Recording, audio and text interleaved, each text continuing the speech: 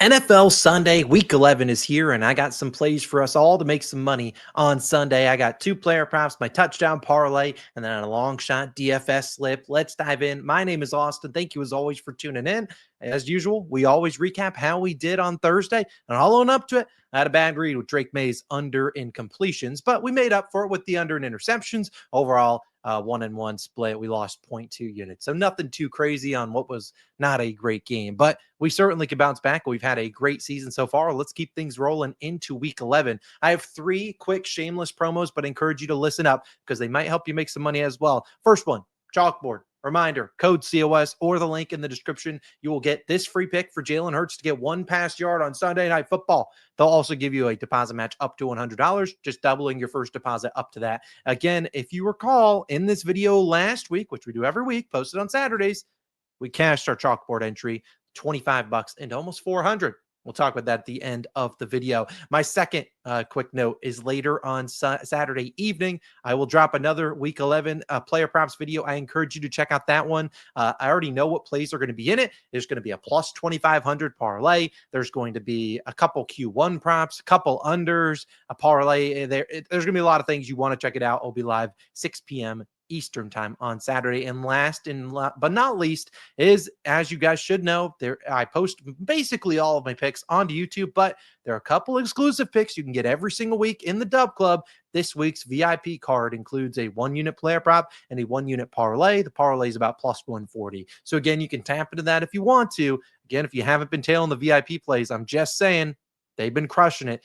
I mean, the last 6, 5-1, you're up about 7, almost 7 extra units if you're just in there. Those are plays I don't post anywhere else. Again, you can join with the link in the description. You get it for 50% off for your first month. So it's less than $10. Again, take advantage of that if you want to. If you don't want to join the Dub Club, you technically can still get the plays on YouTube, but you got to become a member and you got to become a COS Hall of Famer to your member if you want to. But again, I can't offer discounts there or trials or anything like that or long-term packages. You name it. Let's dive in, though. We'll begin with the player prop, then we'll get into our touchdown parlay. One of my favorite player props is actually going to be on Sunday Night Football. Let's talk about Amon St. Brown, over 75.5 receiving yards, minus 114 on DraftKings. I'm playing him for 1 unit. I will not spoil my plus 2,500 parlay in that video that posts Saturday evening, but I'll give you one leg of it. It's only 3 legs. One of the legs is the Monroe St. Brown, 100 plus receiving yards.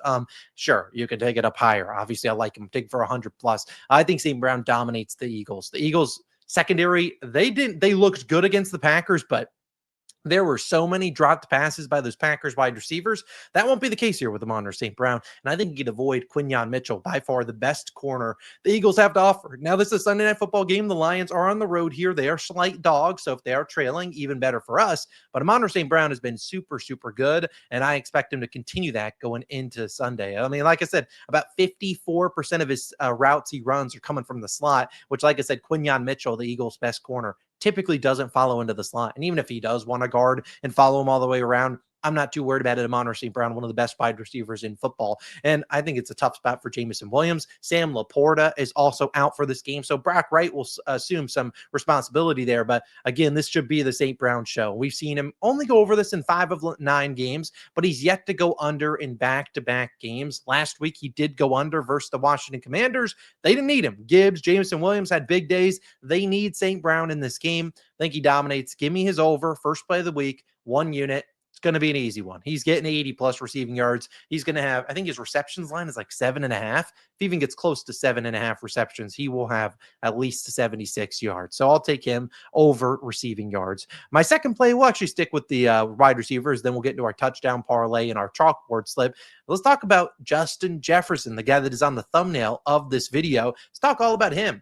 Second and third play, if you will. I took his regular line, 70 plus receiving yards for 1 unit. It's minus 122. That was on DraftKings. That was a 70 plus line. You could take the 71, 72.5. They all should be realistically around the same odds. And I also took him for 2 plus first quarter Q1 receptions. That's plus 160 on Fanatics. I want to say it's plus 154 on DraftKings. FanDuel bettors are like, I don't have a Q1 reception. Just take his Q1 over in yards if you really want to. I just think the receptions is a better angle for the plus 160 instead of taking a 12.5, 13.5 Q1 receiving yards line. That's just my opinion. But obviously Jefferson has had a rocky start with JJ McCarthy. If you watched and you needed Justin Jefferson for 70 or 40 yards last week, you were just not you were ramming your head into a wall, Cam Scattaboo style.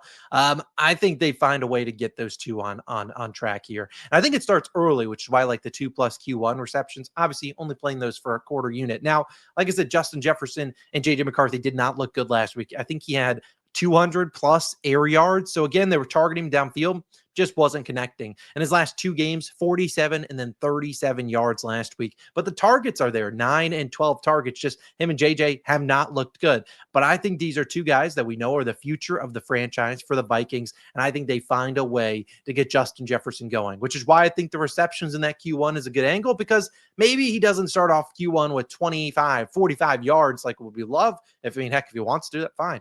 But maybe it's like a quick out route, a quick screen pass, get Justin Jefferson and JJ McCarthy on the same page early in this game instead of trying to work through it later on. They're facing the Bears. The Bears do have some positive injury news coming their way. Jalen Johnson, by far their best corner, one of the better corners in football, did return to practice on Friday, but I'd be shocked if he suits up here. And even if he does, I'm not too worried. A guy coming back from a groin injury, having to be thrust out to guard Jay Jettas.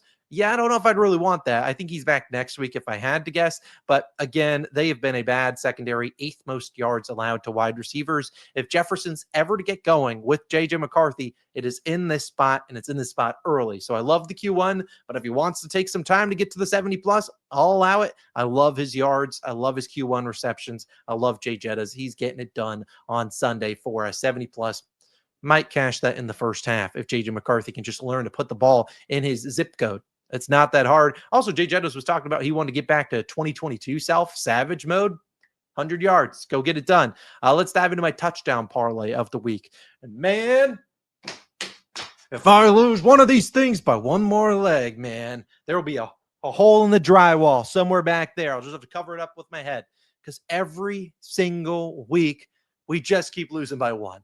And it's tough, but let's bounce back this week. It wouldn't shock me if we lost by one. There's only 3 legs. Let's talk about these 3 fellows: Bijan Robinson, Kyren Williams, and Rashee Rice. I took them all plus 809. Technically, it's on Fanatics. My mistake on the Betr 65 typo down there. Only for a quarter unit, so not going too crazy. Again, these are touchdown parlays. There's some high variance in touchdowns, and if I can sacrifice the touchdown parlay for all our props to hit, fine. If that's what I got to do, so be it. This is only a quarter unit play. But I do like all these 3 guys matchups. I think Bijan's in for a big day.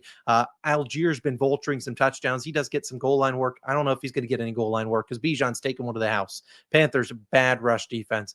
Bijan's getting in the end zone at home. Kyren Williams, tough spot against the Seahawks, but we know he's their goal line guy in a premier matchup here. You're not going to get cute with Blake Corum. You're playing Kyren Williams in a huge matchup against the Seahawks. Kyron's going to get those goal line touches, and he can also get it in the air. I like him. And then Rice against the Broncos. The Broncos, a wonderful secondary. We know that. Still probably down past Surtain, I believe. Rice, we know this Chiefs offense. They ain't running the football. There's no Pacheco. You think Kareem Hunt? Fine, we can run it with him, but he ain't get more than 2 yards. So unless that's on the goal line, they're gonna have to throw it. And Rice is their best guy against man coverage, so I think he gets in the end zone. They also like to snap the ball to him and like some Wildcat stuff. Love all 3 guys. Plus 809. Let's cash that TD parlay. And our final thing before we get on out of here is our Chalkboard slip. A reminder on Chalkboard, if you want to do me a favor, you sign up using code COS, or there's a link down below to pre-fill that code in for you. You get this free pick, and like I said, they'll double your first deposit. Let's bring back that deja vu, bring that slip up from last week. Let's cash again. Here we go, baby. Justin Jefferson, 70 plus. Chase Brown, a sneaky one, 22 receiving yards. Puka Nacua, ever heard of him? 90 basically. And then Amon-Ra St. Brown for 77.5. 4 guys, I had a receiving yards boost, so I stuck to just that. And I think all of these 4 guys have pretty good matchups. Chase Brown, I think he's going to be needed heavily with no Samaje Perine. If they get down in that game, he's going to be running around. So we saw in that last game, I think he got like 14 targets or something stupid like that. I think he can get us 22 yards against the Steelers. So there you go. And then Puka Nacua, I didn't really talk about him, but Devontae Adams kind of dealing with some injuries here. Seahawks have a good secondary, but I think they find ways. I mean, they manufacture touches for Puka, and in a primetime game here versus the Seahawks, Puka shows up. So there you go. $25 on that puppy turns into $250. Simple, clean numbers. Either way, those are my favorite picks. Like I said, I will have another video posted Saturday evening. I encourage you to check that one out.